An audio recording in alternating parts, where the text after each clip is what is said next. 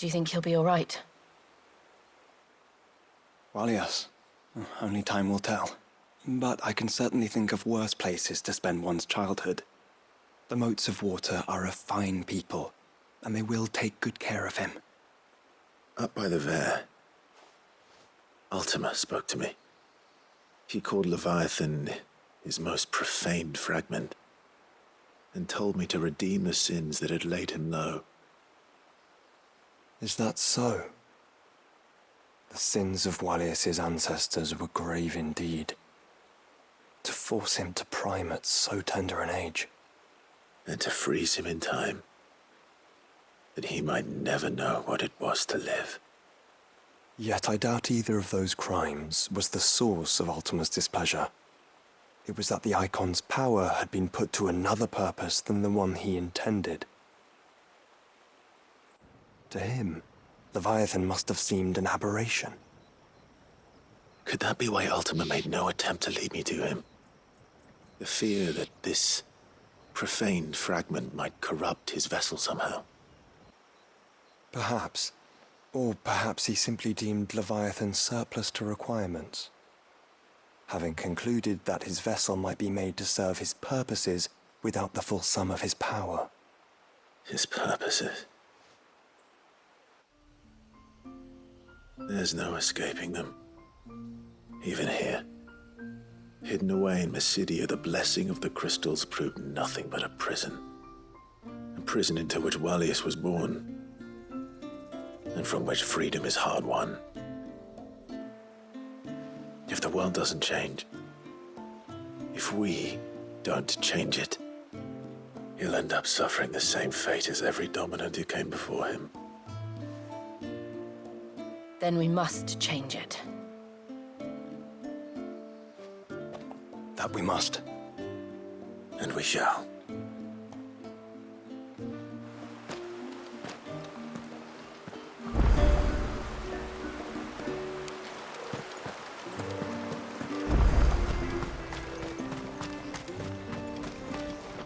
Reckon my steel's just as good as any.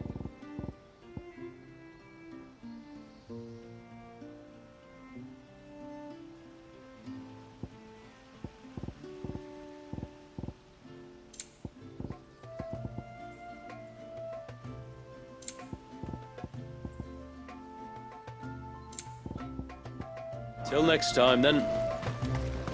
My friend, I have news. I think I might have found a way to break Talor's curse. Go on. Well, after listening to the village elders and scouring every likely-looking tome in the library, I learned that not all Tombries are the same little green menaces we know and loathe. Apparently, a chosen few live to incredible ages and grow to many times the size of their counterparts.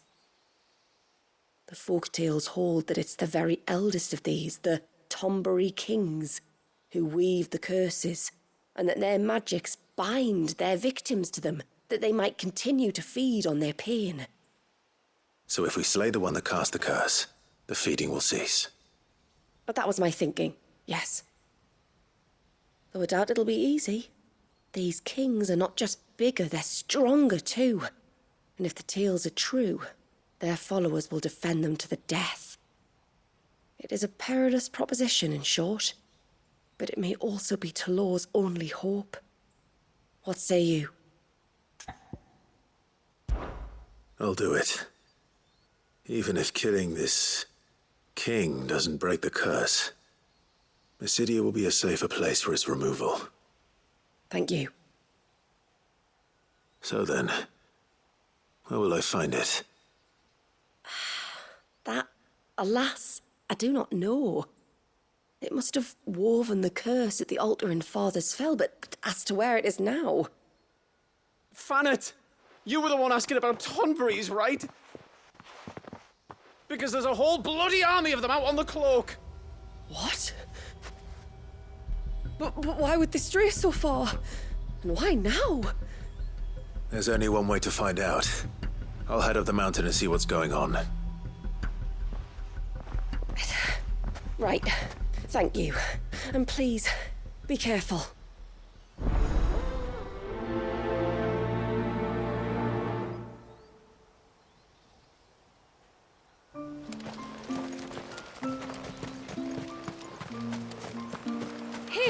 Mister, over here! Please, mister, you've got to help us. The village is in danger, and if someone doesn't do something... you should have seen it! Stop. Take a deep breath and tell me everything. Starting with your name. Sorry, my name's Eirik. When you went up to the Ereval with Miss Shula, well, I followed you. You could have been killed. Lady Shula told us you lot were great warriors, so I thought I'd be alright if I stayed close like. But then I lost track of you in the woods, and that's when I saw it. Saw what? A great, big, dripping, drooling monster. Spitting out great spouts of water it was, that were tearing up the ground and cutting down trees. Spouts of water? I don't recall seeing anything like that in the forest. Well, I did, and I don't ever want to see it again. You'll get rid of it, won't you?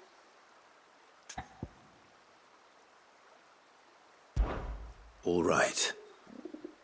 If this creature is as terrible as you claim, it could well pose a threat to the village. I'll see what I can do. Thanks, mister. It was over by the Swift one that I saw it. Maybe it's still there. Then that's where I'll start my search. But this time, you're going to stay here. Understood? I wouldn't go through those gates for 1,000 gil. Not with that thing out there. Good luck, though.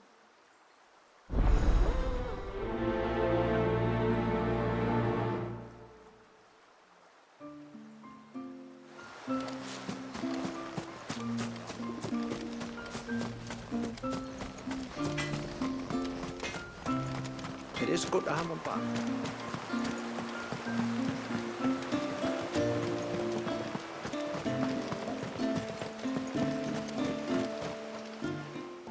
You wouldn't happen to have some time on your hands, would you, Clive? Only I was wondering if you might help me with something else. Don't tell me. Another unruly dominant. Not quite, but a dangerous foe nonetheless. It promises to be quite a hunt. Care to join me? All right. Tell me about our quarry. A fiendish, cold-blooded beast known as a Givra. Normally, we leave such animals well alone, and for good reason. But I have an even better reason to want its tongue. Its tongue. If you'll permit me, tributary, I can explain. Certainly, Yamila. It's been over a week since me sister gave birth to her first child, yet she still isn't back on her feet. We've tried everything to restore her spirits. Physics and nostrums, the laying on of hands and of leeches, but all to no avail. The healers tell me there's only one hope left. A broth as potent as its ingredients are perilous to procure. It isn't only Yamila's sister who stands to benefit from this, by the way. There's her baby to think of, and Walias, too. She'd agreed to be his wet nurse, you see. I'd be glad to help. Thank you. Our hunters have no shortage of skill, but this task calls for more than that. And it won't be achieved through weight of numbers either. The Givra is as wary a foe as it is a deadly one. 2 hunters might catch it unawares, but any more than that, and it would pick up our scent a league away. Then it is decided. The 2 of you will go, while Jill and I occupy ourselves here. Perhaps we might help prepare the broth. That would be most kind of you. Come then, Clive. The river of time flows fast, and so must we. There's a Givra that has claimed the ruins at the foot of the mountain as its hunting ground. But as I say, they are wary creatures. We'll need suitable bait to draw it out. The flesh of a forest ibex should suffice. To the forest, then.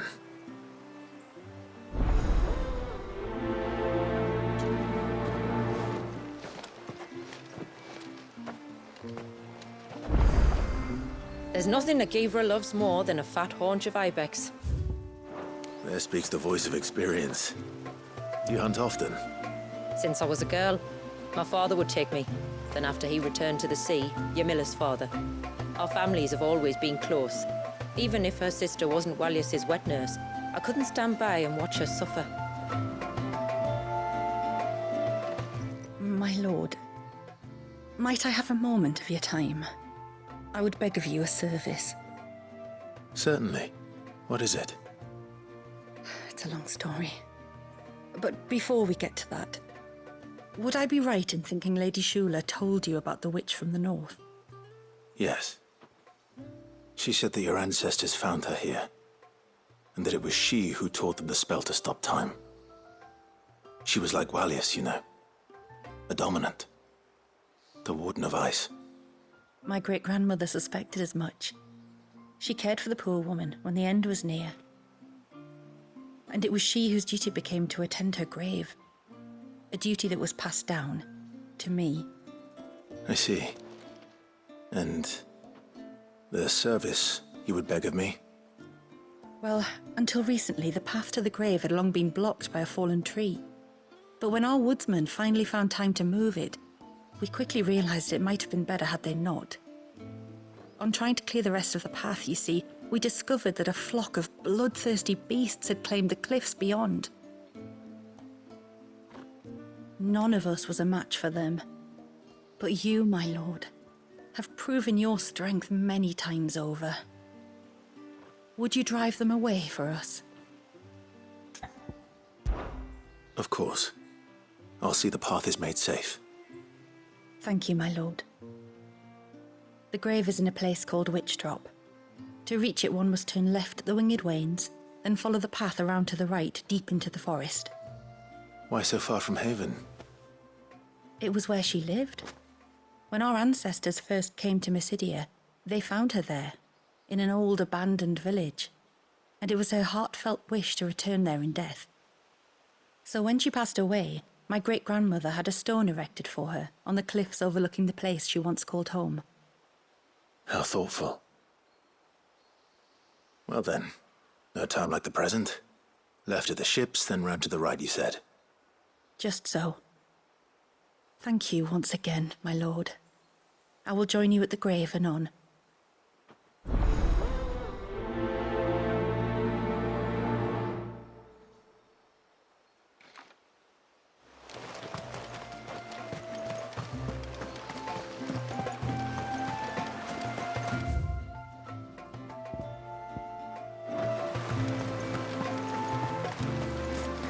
It is good to have him back.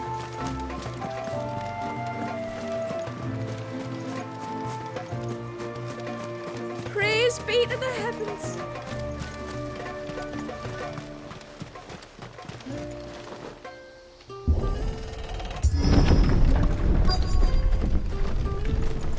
Found her. They're almost at the gate.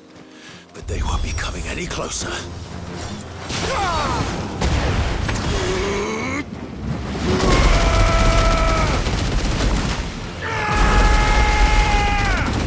You lose.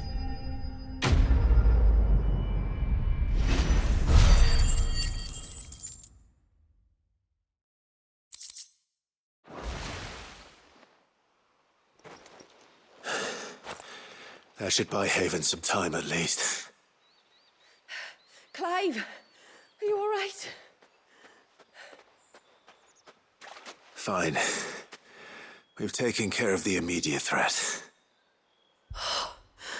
Thank the tides. I was worried I was going to lose you both. Talor, he took a sudden turn for the worse just after you left. What? Is he? No, he's hanging on. I fear the Tombury King may have begun the cursing ritual again. In earnest this time. And I can't imagine their being here as a coincidence. I think it might be happening on this very mountain. If it is, it won't be for long. Get back to Talor. I'm going up. My thanks. I shall pray for both of you.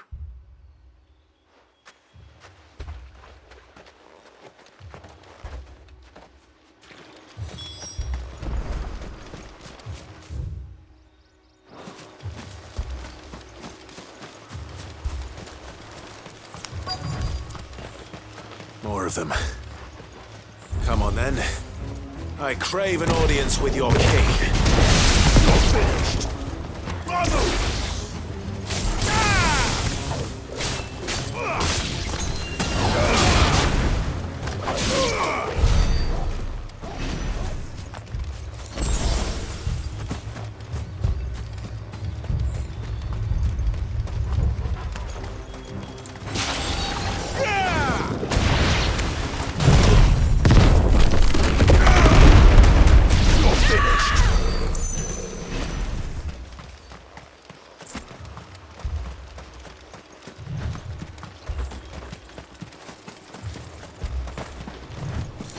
Another group.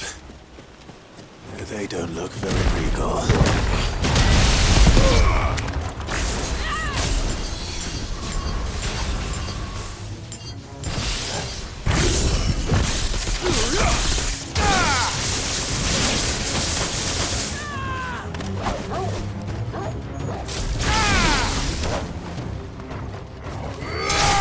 Bring 'em to heel.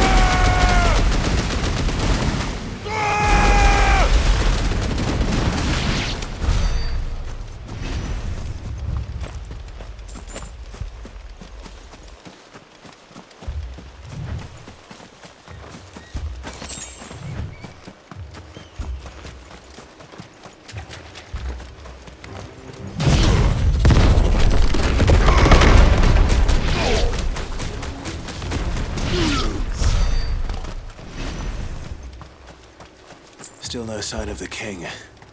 Could Fanat have been wrong?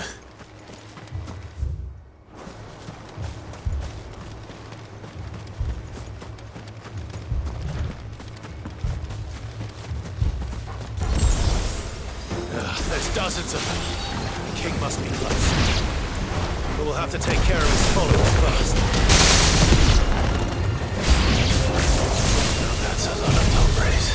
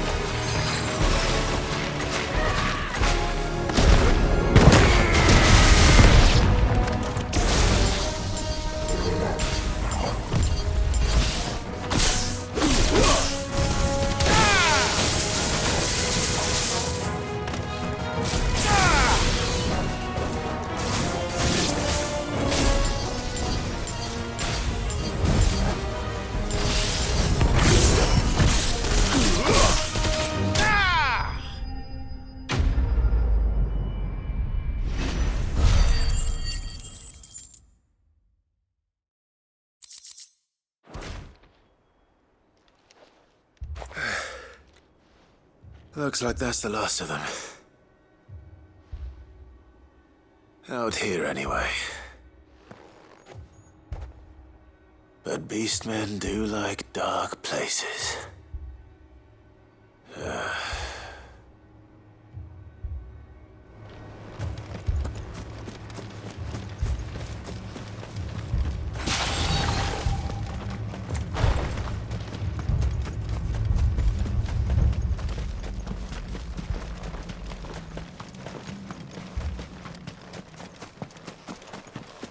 Well, I'll be damned.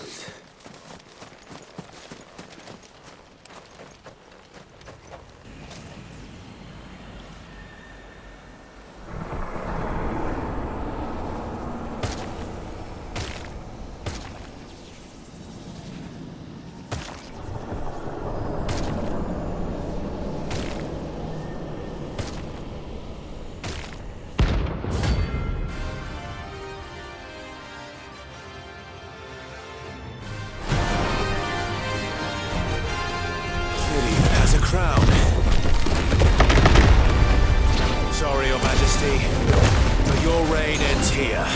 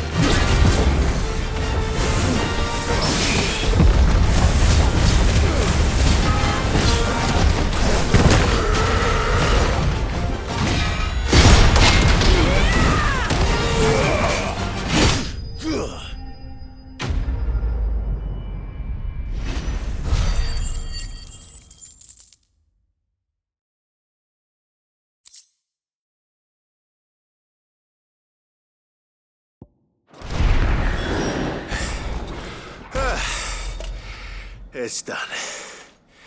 Which means the curse should be broken. Let's see how Talor's doing.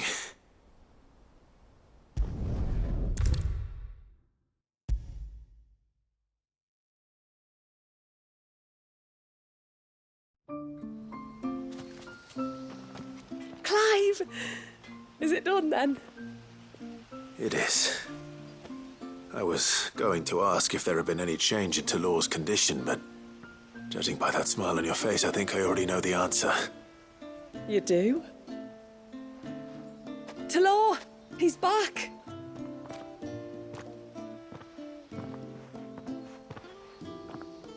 Thank you, my lord. I can never repay you for everything you've done for me. I owe you my life. I'm just glad the curse is lifted. There is one thing I'd like to know, though. If you don't mind my asking. What made you seek the Tombury's help in the first place? Oh, that, well, you deserve to know. It was years ago now, back in my trading days. The Sons of Greek arrested me in Oriflamme, chained me up in a lightless cell with a great sword hung over my head, ready to fall if I didn't confess. Though they never said to what. I didn't, of course. So eventually they just let me go. And I never told a soul. Tried to forget it ever happened. But then you came along and the sight of your sword brought it all flooding back. I couldn't sleep, couldn't eat, couldn't hardly breathe, and I thought that if I gave my old chain to the Tomburys, maybe they could take all that pain away. All that anger. But it only made it worse. Oriflamme has fallen. And the men who tortured you likely fell with it. If only I'd known, I might have spared everyone a lot of trouble. I'd convinced myself that you were like them, that all outsiders were the same, but you're not. Far from it. Thank you, son. Thank you.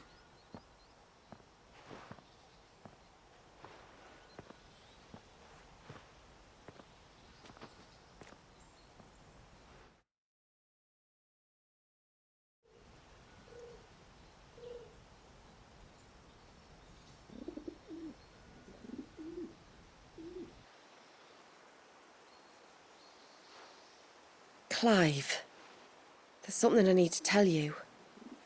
After we parted ways on the path to the cloak, I went straight back to Talor and explained to him what you were doing on his behalf. And just like that, his pain began to fade. What do you mean? Just like that? The Tombury King would have still been alive. I had to contend with dozens of his minions before I found him.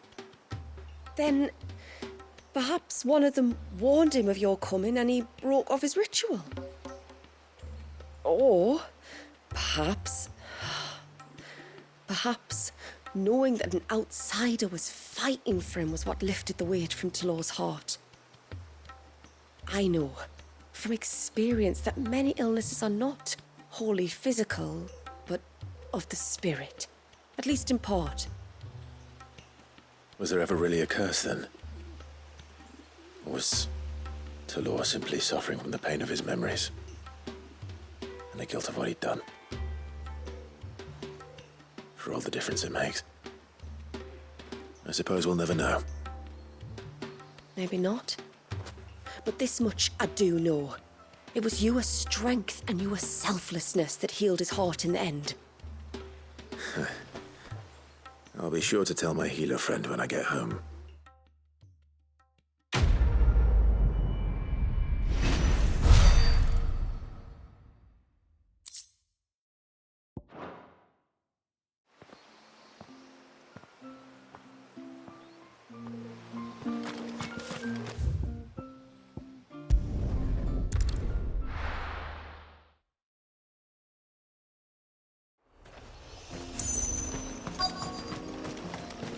Is that the hunter?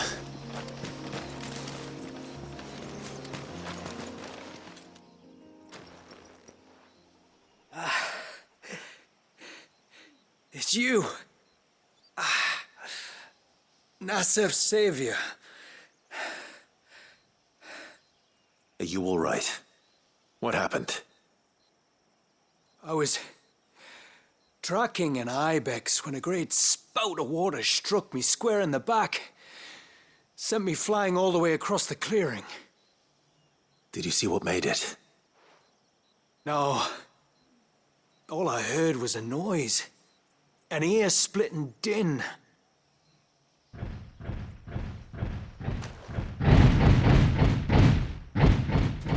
Might this be the culprit? Leave him to us.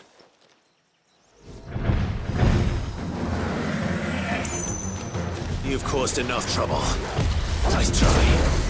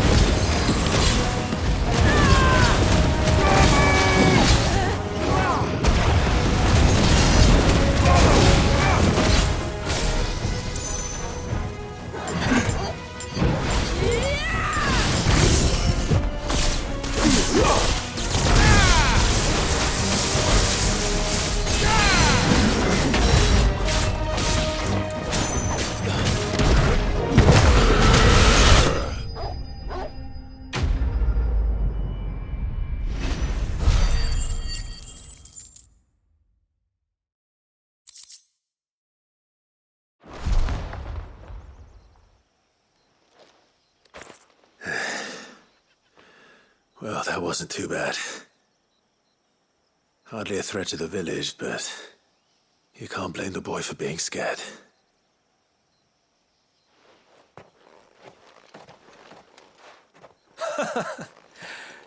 You made that look a lot easier than it was. Do you think that was the beast which attacked you? That thing? Not a chance. Would have heard it coming a league away. And the blast of water that hit me was beyond anything an Archelon can manage. Oh. A boy from the village sent me in search of a beast that could conjure such things, but...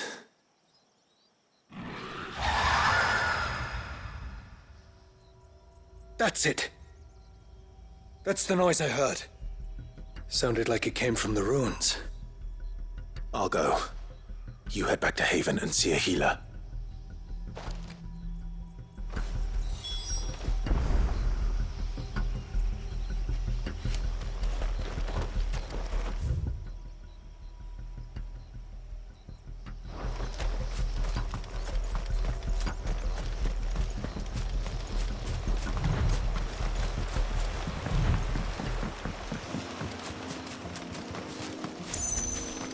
Careful.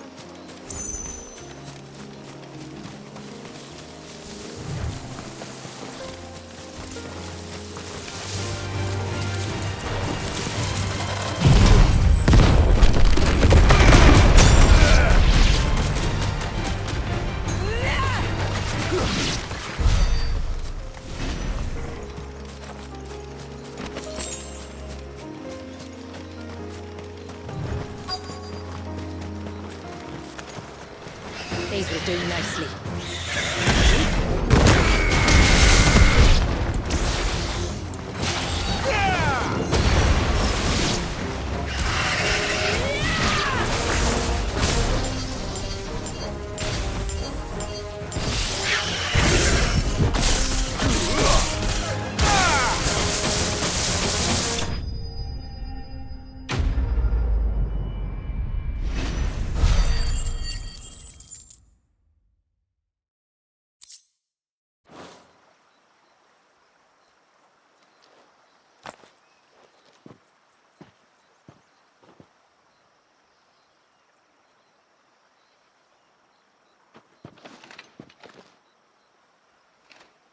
return to the sea, and to the clouds rise again.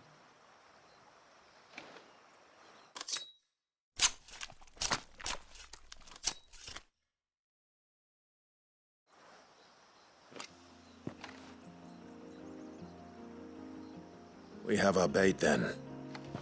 What next? Next, we pay a visit to the Dark Gate to pick some local weed. It'll help disguise our scent.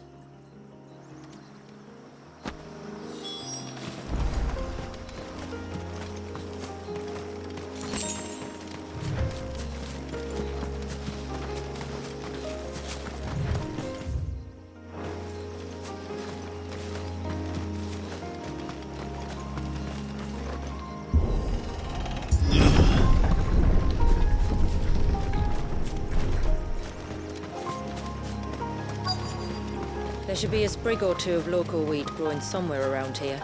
Look for the golden leaves.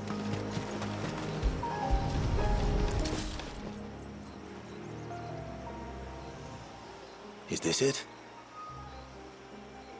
Aye, that's the stuff. Crush the leaves between your fingertips and rub them on your clothes. If you insist.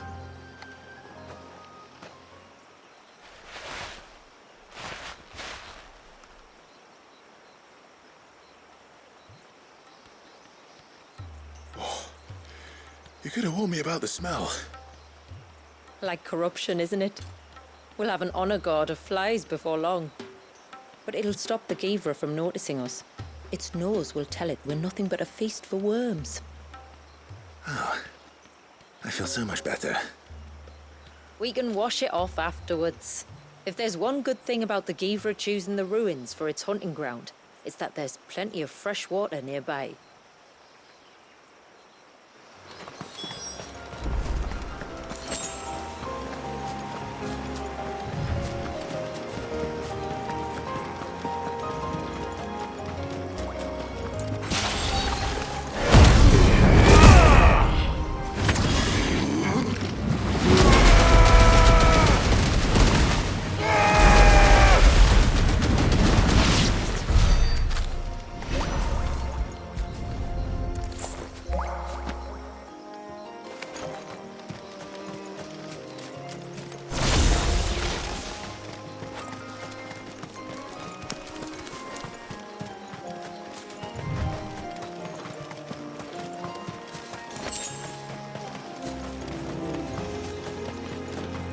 Where should we lay the bait?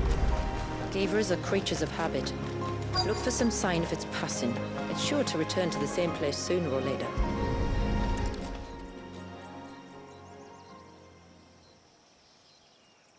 Marking its territory. Something was. A curl, maybe.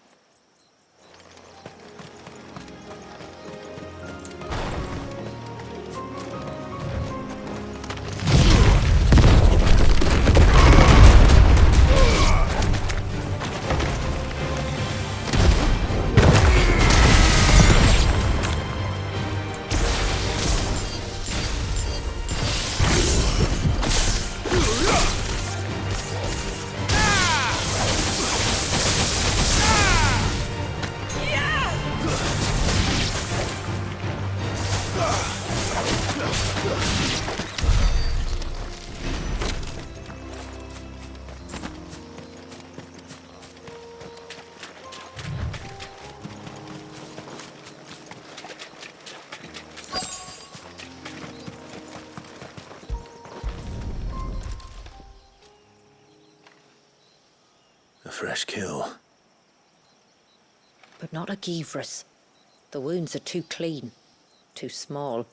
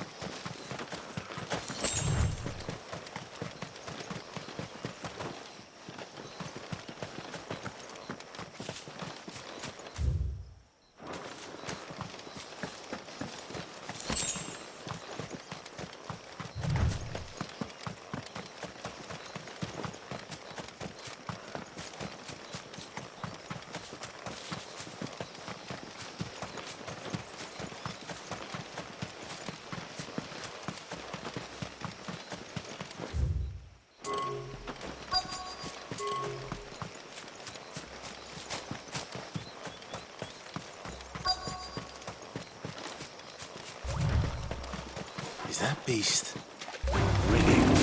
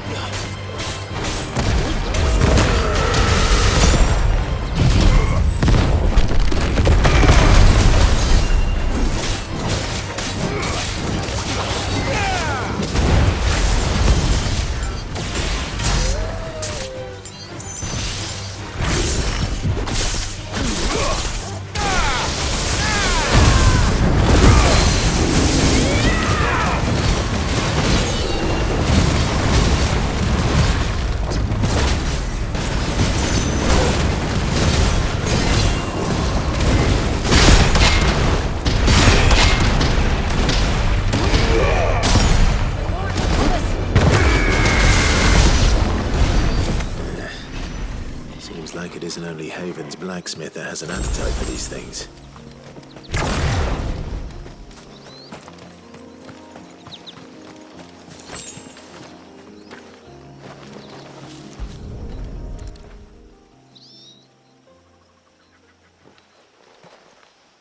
Tracks.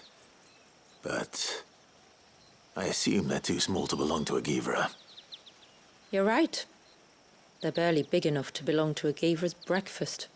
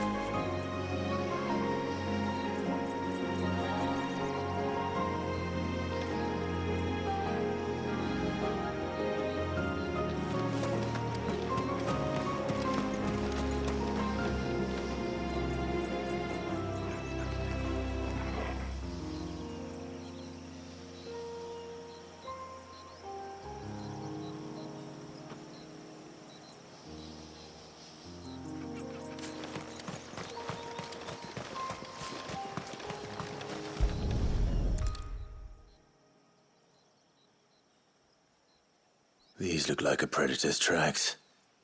You can clearly make out the claws. But not just any claws. These belong to a Givra. There's no mistaking them. We'll lay the bait here. Let's hope our friend is hungry.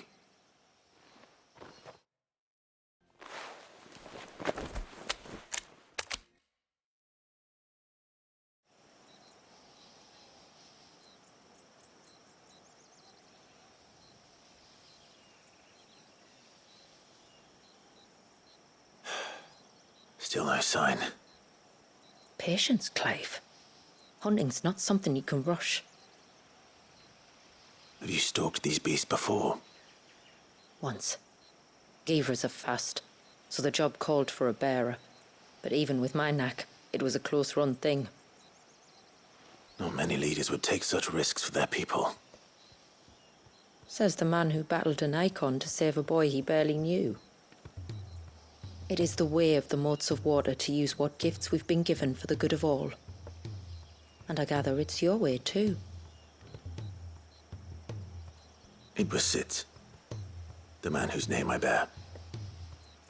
He fought for his people and their future with every fiber of his being. And I'm just following in his footsteps. In many ways, you remind me of him. Me? You're confusing daring with desperation. Quiet. Something's coming.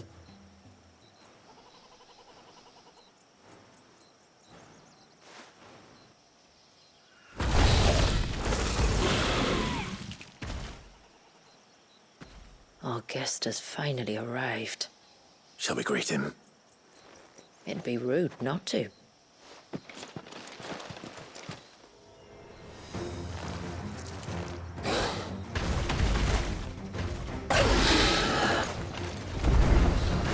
Don't let it escape.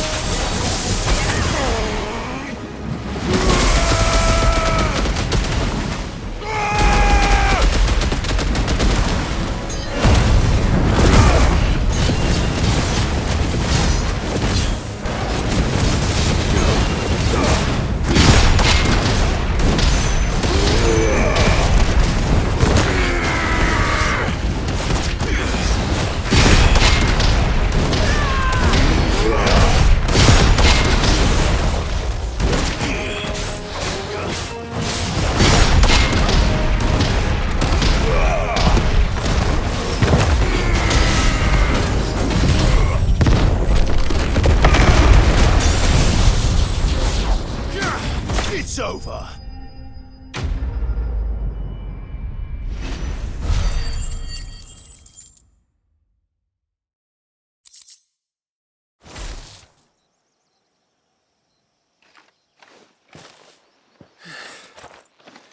You weren't exaggerating when you said they were dangerous. They're forces of nature, all right. And with this one's passing, the river of life has calmed.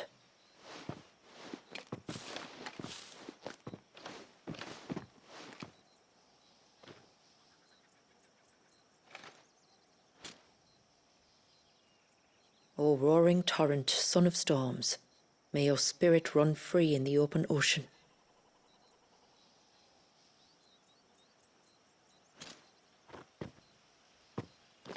This flesh I claim, that your gifts might rain down upon us this day, and our river flow in spate once more.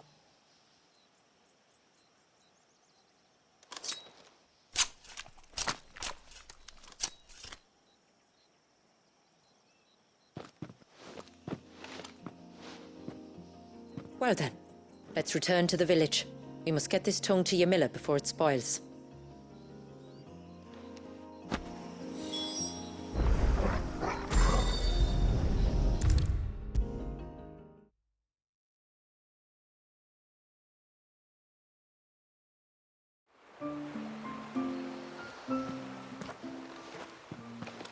Tributary, my lord.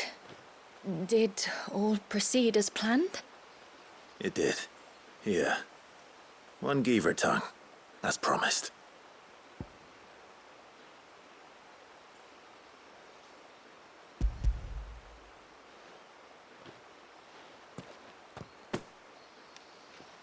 Oh, thank you. I shall add it to the broth at once. By your leave, tributary.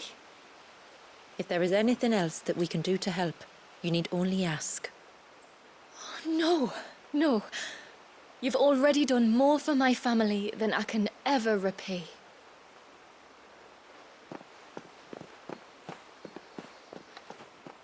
Just as you have, Clive, for my family. I only regret that I have nothing to offer you in return but my gratitude. It's more than enough. Besides, I'm no less grateful to you. For what? For welcoming my friends and I into your midst. For showing us how your people live. For reminding me that the world we strive to create, where bearers can live alongside their fellow men in peace and comfort, is no mere fantasy. I'd hardly call it comfort. Every day is a struggle. Though we do at least struggle together, it's true. As must we all. I only ask that you remember the cost of using your gifts as a bearer. I know that you feel it's your duty to do whatever you can to help your people. But you have a child to think about now. And Wallis has lost enough.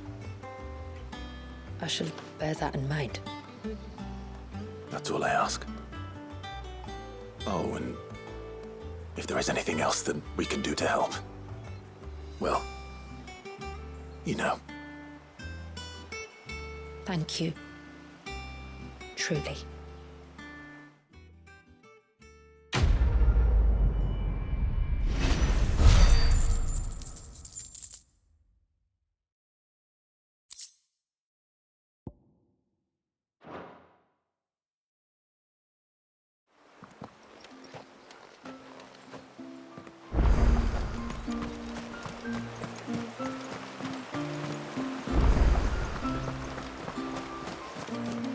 It's good to have him back.